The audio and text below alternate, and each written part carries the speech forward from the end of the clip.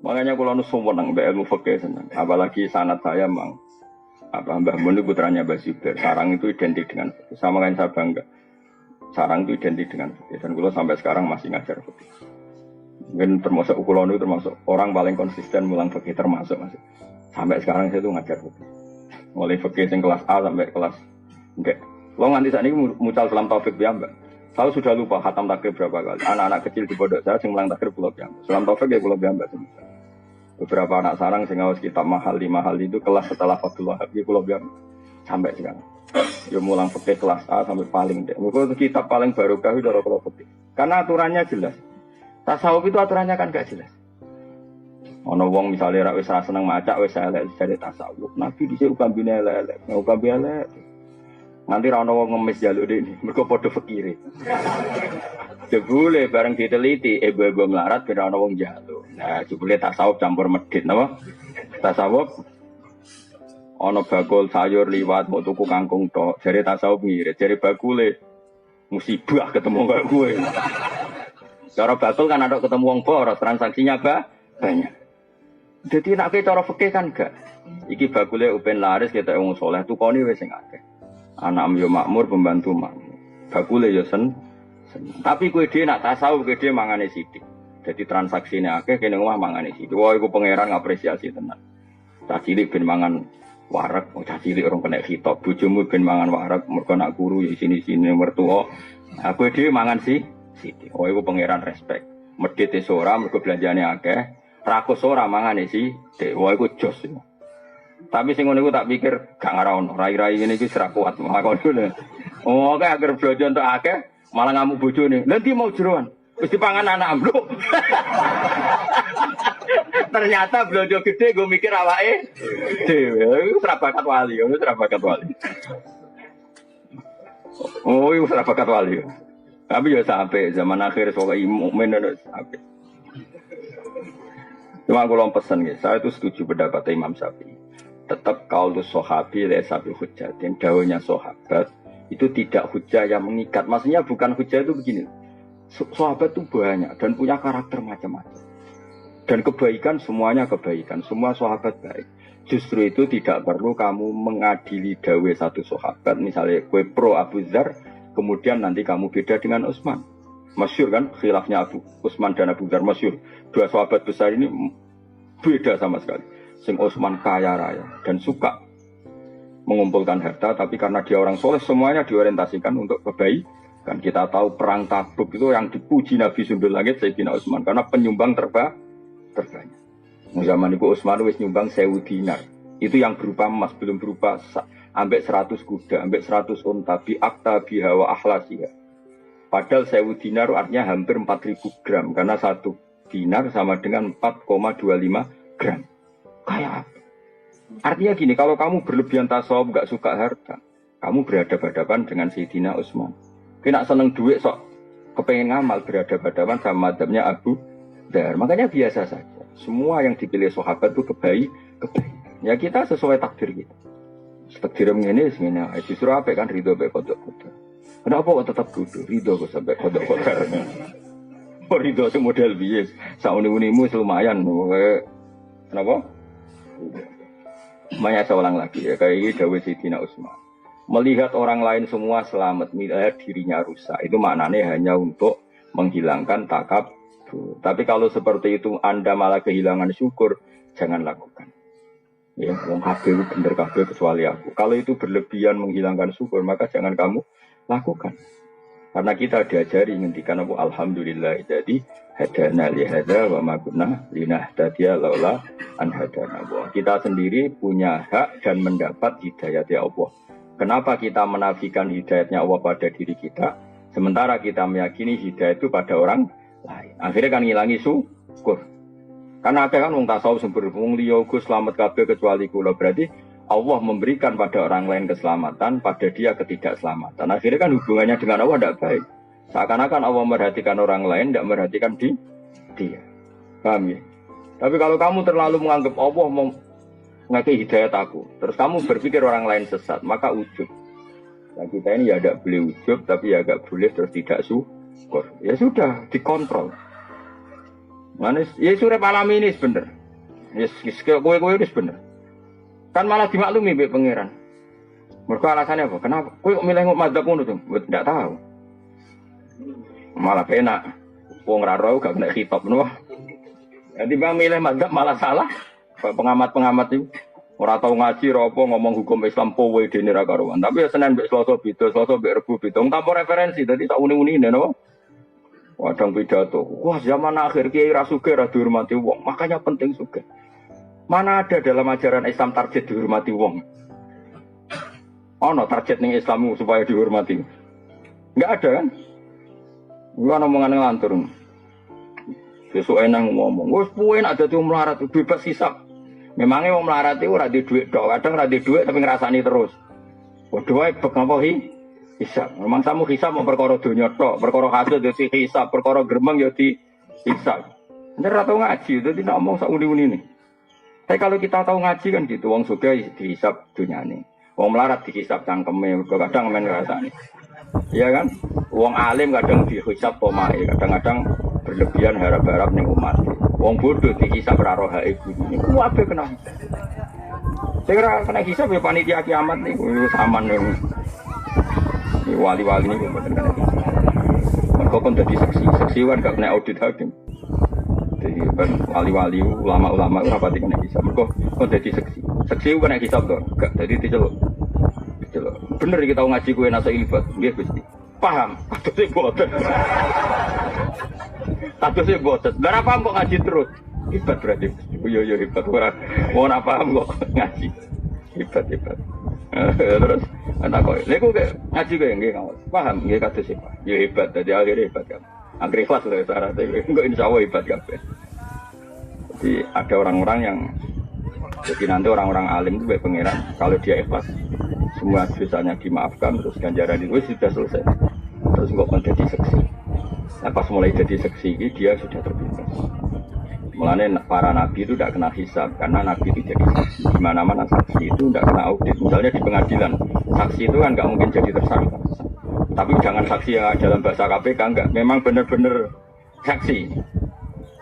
Makanya bahasa saksi di KPK itu kalau beda dengan bahasa saksi dalam agama, saya ulang lagi ya. Awas loh kena terjebak dalam bahasa hukum positif. Saksi kalau dalam bahasa KPK itu kan gini, misalnya Fauzi korupsi, Mustafa teman dekat, dan terbukti korupsi Fauzi kena OTT, maka Mustafa dipanggil sebagai saksi.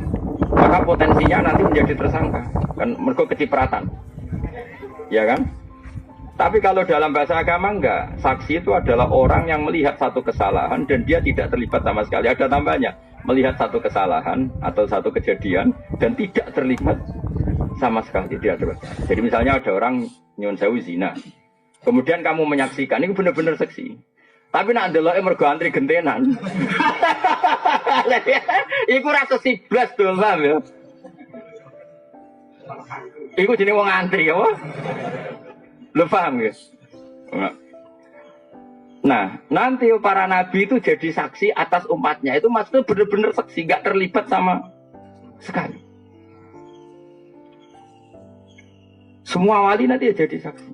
Ya tentu kelas-kelasan ya. Jadi paham ya? Makanya nanti itu saksi itu gak akan kena pengadilan. Namanya apa? Karena dia didatangkan benar-benar jadi. Nah, kayak gamane saksi itu mirip saksi kecelakaan itu lebih benar contohnya. Nah, saksinya para nabi itu mirip kayak saksi kecelakaan. Misalnya ada orang nabrak orang. Saksi ini kan benar-benar tidak terlibat. Itu betul itu. Bahasa saksi itu betul. Tapi kalau di KPK itu agak salah dalam, maksudnya agak nggak kayak bahasa agama. Dikatakan saksi tapi suatu saat jadi itu nggak bisa kalau dalam bahasa agama nggak bisa. Bahasa agama loh ya.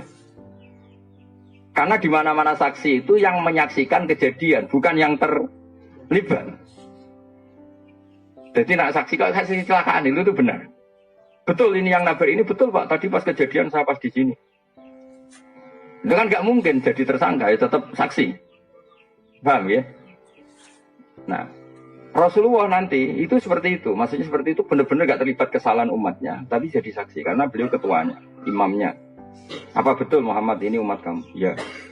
Ukurannya apa? Dia sering mau sholawat. Ya nanti orang bicara ukurannya apa? Badonya gini, macam-macam lah. Terus bajunya gini, macam-macam. Ya sudah, itu jadi Kemudian ketika diputuskan disiksa misalnya, Nabi mensyafaati. Ya sudah seperti itu saja. Terus para ulama juga gitu. Setelah dosanya dimaafkan karena dia lamangit maya agama, diminta jadi saksi. Apa betul ini pernah ngaji kamu? Buktinya syaratnya apa ini? Ya terus itu. Disebut fakaifa idza ji'na min kulli ummatin bisyahidi wa ji'na bika ala haula'i syahida. Tapi tadi loh ya, bahasa saksi dalam agama itu saksi adalah orang yang sama sekali tidak terlibat dan tidak mungkin terlibat. Jadi jangan bayangkan bahasa saksi dalam KPK itu enggak baik. Bahasa itu loh tidak baik untuk agama. Saya kalau hukum positif di bahasa itu ya monggo lah, itu kan di luar wilayah kita. Tapi kalau saksi agama itu gitu. Ya kayak tadi, contoh paling gampang tadi. Ada orang zina, kamu melihat terjadi saksi, itu saksi. Tapi nak delok ember kok ngantri, itu tidak saksi sini, paham? Paham, jelas ya? Ngomong ini agak terang, no jelas kok. Modelnya kempacau, jadi enak ya, jadi kalau suwun lah, pokoknya kebaikan sahabat itu semuanya baik, tapi tidak saling meruntuhkan. Kamu bisa ngikuti pendapat Abu Dzar tanpa mengesampingkan mazhabnya Sayyidina Utsman. Begitu juga kamu bisa saja ingin kaya kayak Sayyidina Utsman tanpa mengesampingkan pendapat Abu Dzar. Ya sudah biasa saja. Semua kebaikan dan kebaikan variasinya banyak. Ini Kanjeng Nabi. Kanjeng Nabi itu luar biasa. Kalau ngendikan kebaikan itu minimal dalam satu majlis kata sahabat itu kadang sampai 60 kali. Al-iman bid'un wasituna bid'ah. Al-iman syu'bun seperti itu. Makanya banyak ulama ngarang syu'abul iman, beberapa cabang-cabangnya itu Nabi dalam satu majlis kadang ngendikan sampai 60. Misalnya tadi Nabi cerita ada seseorang lewat kemudian ada duri disingkirkan dari jalan, kemudian Allah mengampuni dia. Orang kayak Kiai Said misalnya pro istighfar, promosi istighfar sampai umatnya mencak nangis berkor istighfar, itu kurang baik. Allah kadang ngampuni kita itu tidak dengan jalan istighfar. Banyak cerita Nabi, ada orang melihat anjing melet-melet, terus dia tadi mengalami kehausan, terus dia bilang ini anjing ini ngalami kayak yang saya alami. Kemudian dia turun ke sumur membeni asui. Orang itu dalam hati istighfar apa enggak kan? Dia dimaafkan Allah karena cintanya pada hewan. Iya gak? Ada kita seperti itu. Ada orang rumah yatim, itu Nabi gak cerita sisi istighfarnya, ana wa kafirul yatim ini fil jannah, saya dan yang rumah yatim fil jannah. Nah ini kalau kita hanya ngomong istighfar toh akhirnya umat istighfar tenanan nangis tenan tapi medite ra karuan. Mergo yang penting istighfar ini apa-apa, enggak bisa seperti itu. Maka kalau kamu jadi mursyid, suatu saat kita jadi mursyid, kamu harus ngomong. Nah apa ngajak istighfar ngomongnya jujur. Monggo istighfar sareng-sareng nggih, niki bagian dari kebaikan. Saya nginjang sing wolo tetep lomo. Sing medhit dilereni medhite maksudnya. Sehingga orang tahu bahwa istighfar itu tidak segala-galanya. Coba Nabi nak ngendikan gimana coba? Wa'at bi isayyatal hasanata tam. Kira bar ngamal lelek nglakoni keapian. Enggak ada di hadis wa'at bi isayyatal istighfar, enggak ada. Di Quran juga gitu. Wa yadra'una bil hasanati sayyi'ah, setiap habis elek apa? Misalnya aku pengen ngeyak Fauzi elek, lo langsung gedut, gak lah ganteng kan? Tapi nak iso wae tambah elek perkarane ngeyak jebule muni ngene. Tapi secepatnya, paham ya apa? Secepatnya wa'at bi sayyatal hasanata tamhu. Misalnya gue baru ngeritik orang mukmin Indonesia itu tidak maju, tidak dinamis, tidak kayak di Singapura. Biasanya narasumber kan, bangsa kita, gue itu pemalas, tidak kayak orang Singapura, dari seminar ke guru. Engkau nanti dong Singapura, apa neng Indonesia? Nah, narasumber ono. Nah, anak bar ngomong-ngomong kok dene nanti di rumah ngerasa salah. Wah, saya ini kok mengkritik bangsa sendiri, itu langsung ya Allah, semua keburukan saya tadi tak tanggung saya, dan semua yang saya kritik saya salahkan, jadikan itu kafarah mereka. Jadi yang namanya kebaikan itu diantaranya istighfar, tapi tidak semua dosa bisa kamu hapus dengan kayak misalnya kayak diutang wong, terus rabuk sahur tapi astagfirullahaladzim, astagfirullahaladzim. Dari pengiran hubungannya, aku ramelok bawa utangi, gue jalur sepuro. Nabi itu kalau ngedikan kebaikan itu sampai 60 item, jadi 60 apa? Wa imatatul adam natar kan Al iman gini, a'laha la ilaha illallah wa adnaha imatatul adza anit thariq. Terus ngendikan gitu. Tasodaku, terus sodako walau firsana satin sana contoh sikil wedhus. Wong Arab ora tau nyebelah pitik. Dadi senajan itu cek sikil wedhus. Dadi ra kena mbok kiasno, nak ngono pitik senajan to ceker yo ora. Sebab kai malah tersinggung dul ngawur. Kias iku yo sing nalar apa? Wong Arab ku nak mayu ra nyembelih wedhus. Mulane sedekah senajan to sikil wedhus. Bareng wong kiai Indonesia nak mayuran mau nyembelih pitik. Akhirnya sedekah tangga deh. Ceker ora ngono dul. Pak, kiase ora ngono. Kiase ngene sikil wedhus yo ono nilaine. Lah cakar ora ono nilaine. Gagal. Saya ulang lagi, Nabi itu kalau mendikan kebaikan, kadang dalam satu majelis itu mampu. Sehingga kebaikan benar-benar variasi. Kamu sudah ke walau firsana satin. Kalau kamu masak, dudoe sing akeh, ben iso diterotonggo-tonggo. Terus ngendikan gitu. Kalau gak bisa semua, ditol koti wajib. Sementing wajah kamu ceria, nak ketemu tong. Jadi, terus di kalimatin thayyibah dengan kalimat tutur sapa yang baik. Dan itu ya nyuwun sewu menyebut istighfar itu hanya di antara. Sekarang banyak kiai yang hanya gerakannya ngajak istighfar. Bagaimana bisa? Misalnya ke istighfar terus mbokmu ra duwe mbok barno. Wis ngerti sirahe ngeluh ra butuh kok obat. Astagfirullah, astagfirullah. Cok aku sirah kula astagfirullah. Lah itu resiko tasawuf tanpa fikih. Makanya kacau, tatanan menjadi. Tapi yang benar kan enggak? Ibumu tuh obat. Periksano. Kemudian bersamaan dengan itu kita masih istighfar karena kita tidak pernah sempurna iso ngelakoni hak-haknya ibu. Kalau tak dalam kulon namun kali, tak dalam ibu 5. Padahal saya punya tamu banyak aku kiai. Ibu kalau wis sepuh karena tadi nggak boleh seorang anak punya candalem lebih banyak timbang ibu karena ibu itu harus spesial. Saya berkali-kali ngomong supir saya, pokoknya nak ibu tindak rasa pamit. Supaya spesial seorang tua itu, nak dulurku untuk pamit. Bukan karena saya ingin mendedak, supaya beda. Bahwa kelasnya ibu itu beda dengan dulu. Tapi nak ibu rasa pamit, kan kunci di bawah supir. Oh nanti isen tenan, isen itu gara-gara ngajak kiai, kiai tenan. Bet aja lu ngene asem. Pikiran gue lagi nganggo mobil, nggak ada acara.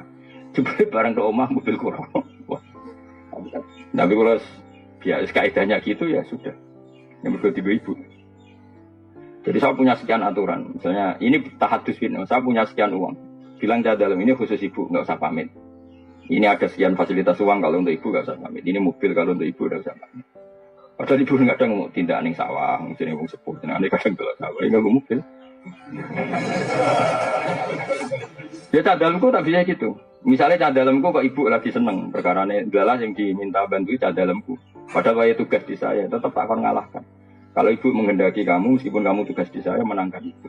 Guling-gilingan kalau kita ini hormat. Itu fikih. Jadi kita mengimplementasikan al-jannatu tahta aqdamil ummahat. Surga itu di bawah telapak kaki ibu. Maknanya paling gampang adalah keinginan kita runtuhkan semuanya demi keinginan ibu. Setidaknya ada aplikasinya. Kalau bahasa komputer itu ada aplikasinya. Mau maca hadis iku tapi jebule. Ya mobil sendiri, tunggu ibu. Piye kok? Pengajian. Ke pengajian itu boleh duwe, nak ngurmati ibu itu malah karuan swarga anak-anak. Kecuali pengajian ikhlas, anak ikhlas orang ngamuk tiga ibu. Kecanom misalnya pengajian mobil tiga ibu, ubah lah kena ucanom. Isen aku kiai, isen mana naratoan. Wah anak-anak. Marah ini watak ini marah ini. Maka fikih itu penting karena itu yang bisa bikin standar, apa? Bisa bikin apa? Standar. Fikih jelas aturan mainnya bahwa kita jauh di bawah ibu. Sehingga wujudkan dalam aturan hidup itu tadi misalnya khusus ibu nggak usah pamit. Kalau candalem dijeluk ibumu menangkan mengalahkan diri saya. Sehingga Allah berso kalau orang ini luar biasa. Benar-benar al-jannatu tahta aqdamil. Allah berkali-kali nyeluk candalem. Misalnya ada tamu gitu. Butuh mbak-mbak untuk kopi juga. Buat nonton tidak ibu ya sudah selesai. Sudah. Jadi jelas aturan. Jadi orang istighfar kok. Ya jelas ya aturan pengiran seperti wa yadruna bil hasanatis setiap kesalahan kita terutuli, kita hapus dengan kebaikan. Kesalahannya wong utang ya. Nyaur. Apa istighfar? Kesalahannya wong kodok subuh, istighfar apa langsung kodok subuh?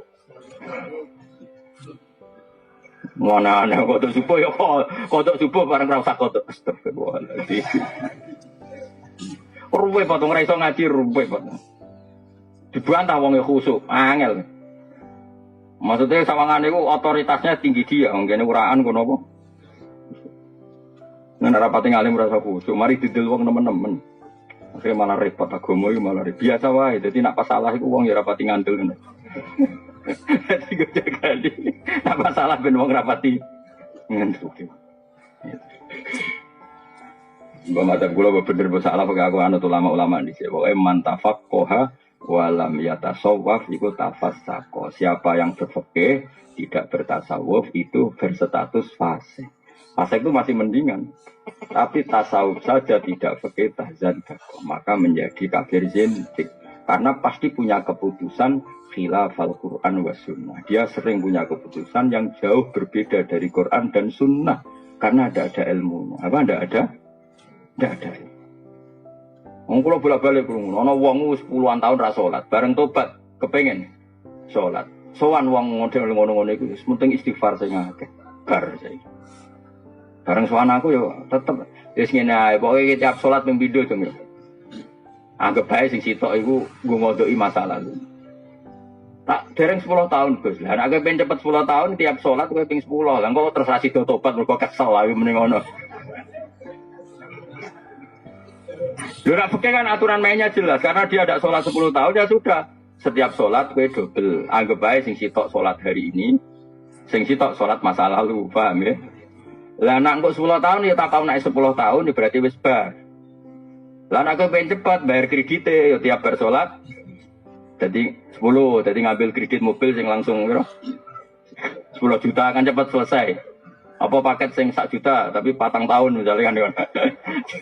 Jadi kalau fikih jelas aturannya apa? Gus kula nu ra salat. Kula nate sowane wong fasik tapi tahu santri terus fasik. Kok salat 3 tahun. Super. Wah, nuwangi kula tobat, Gus. Wis salat nek ora salat pirang tahun? 7 tahun iki eling den. Ya ora takon istighfar ya tiap salat udah beli. Nah, tapi ya mau. Istighfar engko bahas engko. Penting wajib sih. Napa? Ya ono sing gitu. Lah ora kau istighfar.